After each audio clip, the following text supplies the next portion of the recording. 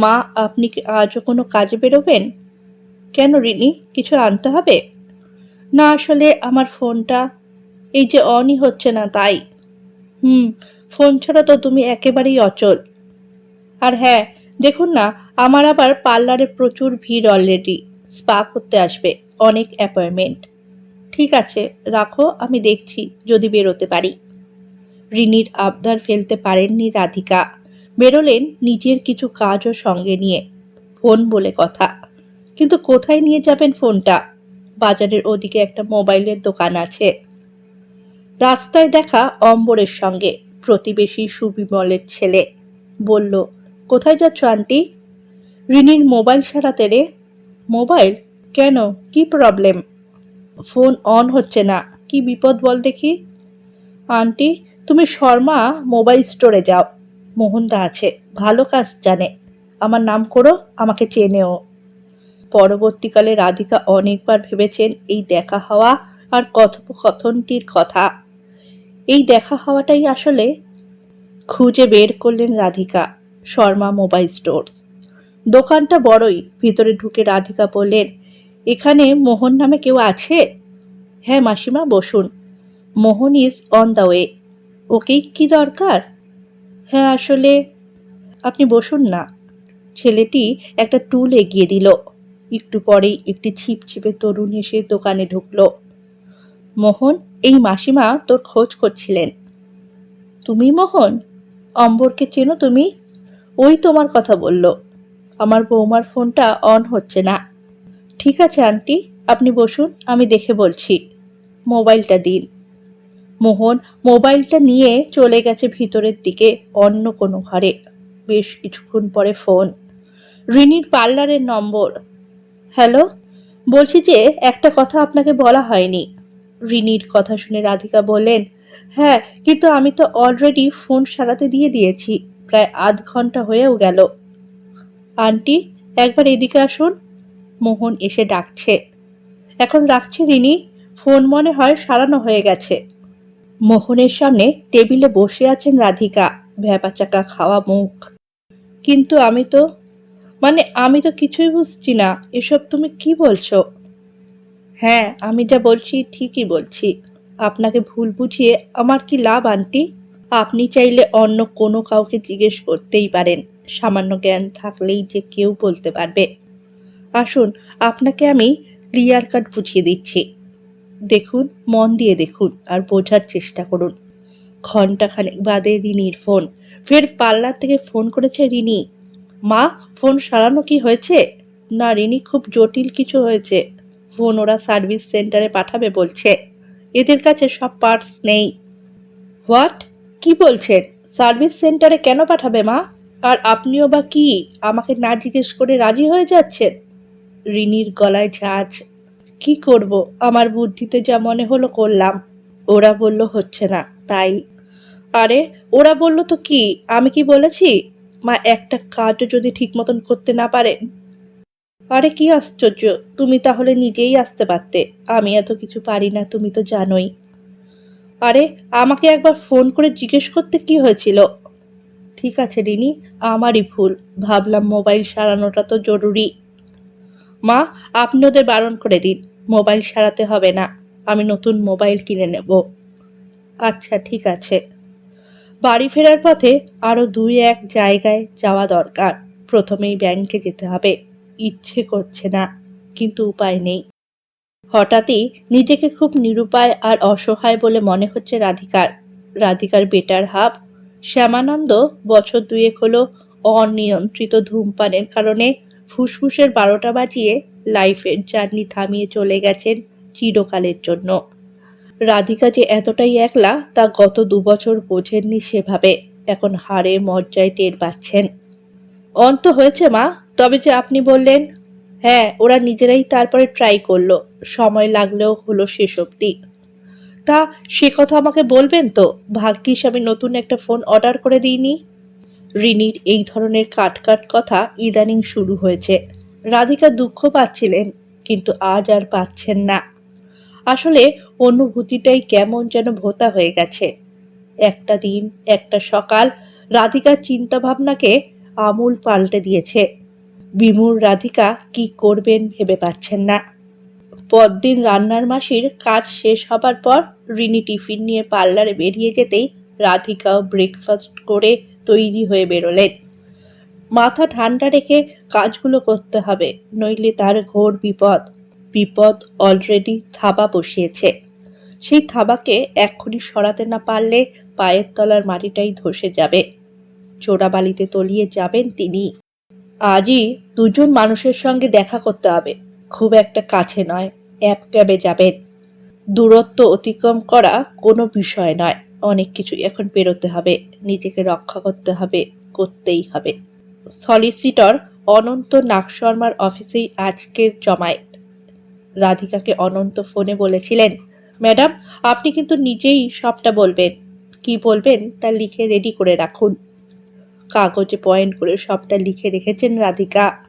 আজ জমায়েতে আছেন অনেকে, অনন্ত নাগ শর্মা ছাড়া রাধিকা, রাধিকার পুত্র আর্য, পুত্রবধূ রিনি, রিনির বাবা সুকোমল ও মা তন্দ্রা, রাধিকার ব্যাংকের কার্যনির্বাহী কর্মচারী শর্মিলা দত্ত, কলকাতা পুলিশের সাইবার ক্রাইম ব্রাঞ্চের ধমনাশ লাহিড়ী। আর্য, রিনি আর রিনির মা বাবা ছাড়া সকলের সঙ্গে আগেই এক দফা আলোচনা হয়েছে। অনন্তর টেবিলে একটা ল্যাপটপ, তাতে কয়েকটা ছবি, ল্যাপটপে একটা পেন ড্রাইভ কানেক্ট করা আছে। আর্য, রিনি এবং রিনির মা বাবার প্রবেশ হলো সবার শেষে। ওরা প্রত্যেকেই অবাক, এবং আরও বেশি অবাক রাধিকাকে দেখে। মা, তুমি এখানে? আর এ সমস্ত কি? আর্যর প্রশ্ন। রিনিও কিছু একটা জিজ্ঞেস করতেই যাচ্ছিল, ল্যাপটপের উপরের ছবিগুলো দেখে চুপ করে গেল। তোরা সবাই বস আর্য, সব কিছুই জানা হবে, চিন্তা নেই। অনন্ত বললেন, no more delay Mrs Raychaudhuri, আপনি প্লিজ শুরু করুন। গলাটা খুব ধরে আসছে রাধিকার। গলা খাকারি দিয়ে বলতে থাকলেন রাধিকা, হ্যাঁ বলছি। এভাবে এসব কথা বলতে হবে কখনো ভাবিনি। 3 বছর আগে আমার একমাত্র ছেলের বিয়ে হয় রিনির সঙ্গে। রিনির মা বাবা অর্থাৎ আমার বেয়াই আর বেয়ানও এখানে এই মুহূর্তে উপস্থিত। আমার ছেলে আর্য কর্পোরেট অফিসে জব করে। রিনি একজন সেলফ মেড মেয়ে, নিজের একটি পার্লার এবং তৎসংলগ্ন একটি শাড়ির দোকান আছে ওর। ওদের বিয়ের 1 বছর বাদে আমার হাজবেন্ড ফুসফুসের ক্যান্সারে মারা যান। আমার জন্য রেখে যান দক্ষিণ কলকাতার ফ্ল্যাটটি, যার মালিক আমি, এবং ব্যাংকে জমানো পুঁজি, এফডি, মিউচুয়াল ফান্ড মিলে অনেকটাই আমার বাকি জীবন চালিয়ে নেওয়ার পক্ষে যা যথেষ্ট। সবগুলোতেই জয়েন্ট নাম আমার ছিল। তিনি মারা যাবার পর আমার একার নামেই সব আছে, নমিনি হিসেবে আর্য রয়েছে। ও চলে যাবার পর গত 2 বছরে আমার ভাঙা মন ধীরে ধীরে জুড়ে গেছে। তার কারণ আর্য আর রিনি। ওরা আমাকে এক মুহূর্ত একা হতে দেয়নি, আগলে রেখেছে, ভরিয়ে রেখেছে। আমিও ওদের জড়িয়ে রেখেছি। গৌরচন্দ্রিকার পর এবার আসল কথায় আসি। রিনির মোবাইলটা সেদিন হঠাৎ অন হচ্ছিল না। আমি ওর অনুরোধে মোবাইল সারাতে বেরোই। রিনি যেহেতু পার্লারে যাবে, তাই ওর সময় হবে না। আর মোবাইল ছাড়া যেহেতু ওর খুবই অসুবিধা হবে, তাই আমি তড়িঘড়ি বেরিয়ে যাই। হ্যাঁ, রাস্তায় দেখা হয় অম্বরের সঙ্গে, আমাদের প্রতিবেশীর ছেলে। সেই সাজেস্ট করে বাজারের কাছে শর্মা মোবাইল স্টোরে যেতে। ওখানেই মোহন বলে একজন আছে, ওরই পরিচিত। বলতে বলতে থেমে গেলেন রাধিকা, গলাটা শুকিয়ে আসছে। মা, কি ব্যাপার? কিছুই তো বুঝছি না। আর্য উঠে দাঁড়িয়েছে। অনন্ত বললেন, আপনি বসুন, take your seat please. Arya ফের বসে পড়ল। Carry on Mrs Raychaudhuri. Bag থেকে জলের বোতল বের করে এক ঢোক জল খেয়ে বলতে শুরু করলেন রাধিকা। হ্যাঁ, তারপর দোকানে মোহনকে পেলাম। মোহন রিনির মোবাইল অন করতে বেশি সময় নেয়নি, কিন্তু তারপর যা দেখলাম, মানে ও আমাকে যা দেখালো, তাতে আমি অম্বরের পরিচিত বলেই হয়তো বলল আমায়, নইলে হয়তো কিছুই জানাতো না। আমি জানতেই পারতাম না যে আমি এই 2 বছরে কিভাবে গভীর চোরা স্রোতে তলিয়ে যাচ্ছিলাম। আমাকে পুরোপুরি নিঃস্ব করে দেওয়ার সব প্ল্যান ছকে নেওয়া হয়ে গেছিল। গলা ধরে আসছে রাধিকার। চশমা খুলে চোখ মুছলেন। মা, এসব কি বলছো কি? হ্যাঁ আর্য, আমি একেবারে শেষ হতে বসেছিলাম। রাধিকাকে থামিয়ে অনন্ত নাগ শর্মা বললেন, বাকিটা আমি বলছি আর্য। এটা একটা সাইবার ক্রাইমের কেস। একটি মোবাইল থেকে আপনার মায়ের মোবাইলের উপর নজর রাখা হয়েছিল গত 1 বছর ধরে। প্রতিটি ওটিপি, প্রতিটি ডেবিট কার্ড, ক্রেডিট কার্ডের পিন সব জালিয়াতি করে হ্যাক করা হয়েছে এবং হয়েছে ট্রানজ্যাকশন। আর সব ট্রানজ্যাকশন হয়েছে রাতে, যখন মিসেস রায়চৌধুরী ঘুমিয়ে পড়েছেন। মেসেজ এলেই ফোন থেকে সেই মেসেজ মুছে দেওয়া হয়েছে, যাতে উনি কিছু না জানতে পারেন। মানে, এসব কি বলছেন? আর্য অবাক। রাধিকা বললেন, হ্যাঁ, এই কারণে প্রতিদিনই রাত 10টায় রিনি আমায় জোর করে শুতে পাঠিয়ে দিত। বলতো আমার তাড়াতাড়ি ঘুমানো প্রয়োজন। এটাই অভ্যেস করিয়েছে। আমিও ভেবেছি আমার স্বাস্থ্যের জন্য এটাই ভালো, আর এভাবেই আমার অভ্যেস পাল্টে গেছে। What what are you saying? Rini? You mean Rini? Ananta বললেন, হ্যাঁ আর্য, আপনার মিসেসের ফোন সব প্রমাণ দিয়ে দিয়েছে। ওর ফোনেই পাওয়া গেছে hidden apps and many more chats, যেখানে ও আপনার মাকে সর্বশান্ত করতে যাকে বলে জাল বিছিয়েছিল।